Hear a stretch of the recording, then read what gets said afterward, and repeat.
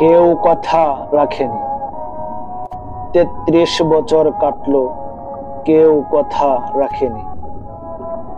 ছেলেবেলায় এক বুষ্টুমি তার আগমনী গান হঠাৎ থামিয়ে বলেছিল, শুক্লা দ্বাদশের দিন অন্তরাটুকু শুনিয়ে যাবে। তারপর কত চন্দ্র ভূপ অমাবস্যা চলে গেল, কিন্তু সেই বুষ্টুমি আর এলো না। 25 বছর প্রতীক্ষায় আছি।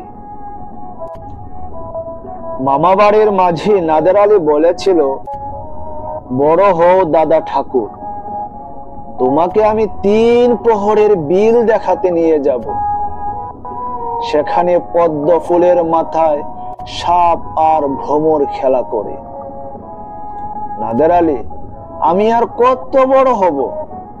আমার মাথা এগোড়ের ছাদ পুড়ে আকাশ স্পর্শ করলে তারপর তুমি আমায় 3 প্রহরের বিল দেখাবে? একটাও রয়্যাল গুলি কিনতে পারিনি কখন। লাঠি লজেন্স দেখিয়ে দেখিয়ে চুষেছে লস্কর বাড়ির ছেলেরা। ভিখারির মতন চৌধুরীদের গেটে দাঁড়িয়ে দেখেছি। ভিতরে রাস উৎসব।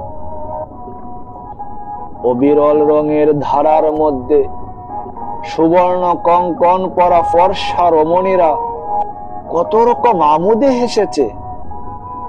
আমার দিকে তারা ফিরেও চায়নি।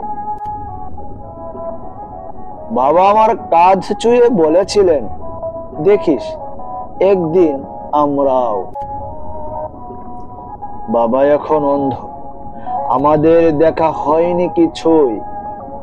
সেই রয়্যাল গুলি, সেই লাঠি লজেন্স, সেই রাস উৎসব আমায় কেউ ফিরিয়ে দেবে না। বুকের মধ্যে সুগন্ধি রুমাল রেখে বরুণা বলেছিল, যেদিন আমায় সত্যিকারের ভালোবাসবে সেদিন আমার বুকেও এরকম আতরের গন্ধ হবে। ভালোবাসার জন্য আমি হাতের মুঠোয় প্রাণ নিয়েছি। দুরন্ত ষাঁড়ের চোখে বেঁধেছি লাল কাপড়।